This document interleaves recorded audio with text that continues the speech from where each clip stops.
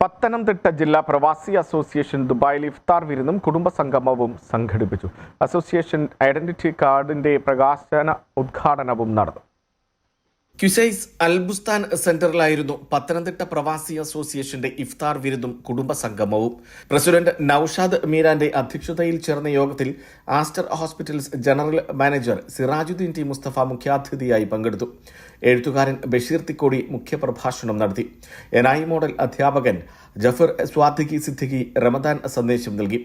നൌഷാദ് ചിറ്റാർ, സലീം ഹാജി, സക്കരിയ കണ്ണൂർ, അൽ നിഷാജ് ഷാഹുൽ എന്നിവർ ആശംസകൾ നേർന്നു. ഇഫ്താർ കമ്മിറ്റി കോർഡിനേറ്റർ നിഷാദ് തമ്പിക്കുട്ടി നന്ദി രേഖപ്പെടുത്തി. രക്ഷാധികാരികളായ സക്കീർ പടിപ്പുരത്തുണ്ടിൽ, സാലി മുഹമ്മദ്, എക്സിക്യൂട്ടീവ് കമ്മിറ്റി അംഗങ്ങളായ സുൽഫിക്കർ മുറിഞ്ഞകൽ, ഷിജു കാസിം, ഷെഫീൻ സലാം, ഫൈസൽ റഷീദ് എന്നിവർ നേതൃത്വം നൽകി. പത്തനംതിട്ട ജില്ലാ പ്രവാസി അസോസിയേഷന്റെ ഐഡന്റിറ്റി കാർഡ് വിതരണം സിറാജുദ്ദീൻ ടി മുസ്തഫ പ്രസിഡന്റിന് കൈമാറി നിർവഹിച്ചു. പത്തനംതിട്ട ജില്ലയുടെ വിവിധ ഭാഗങ്ങളിൽ നിന്നുള്ള 300-ൽ പരം പ്രവാസി കുടുംബാംഗങ്ങൾ പരിപാടിയിൽ പങ്കെടുത്തു. NTV Dubai.